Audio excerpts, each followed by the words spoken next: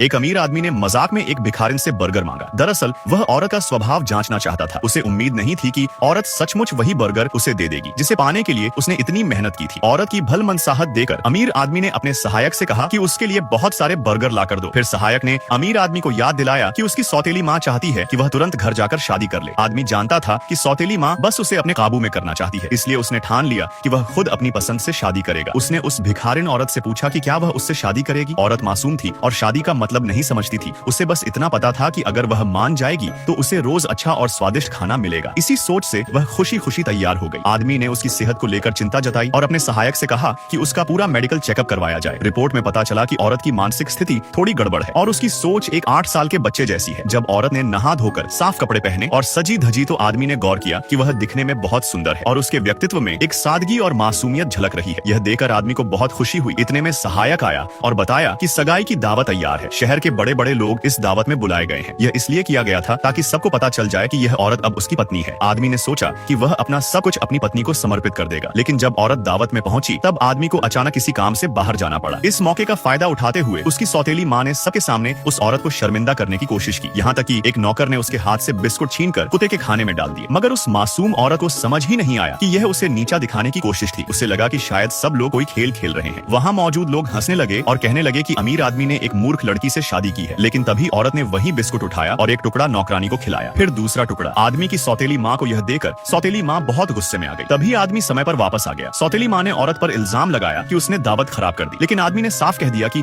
अगर उसकी पत्नी खुश है तो वही उसके लिए सबसे बड़ी बात है और वह अपनी पत्नी को सब कुछ देने के लिए तैयार है। और फिर पार्ट 2 के लिए लाइक करें।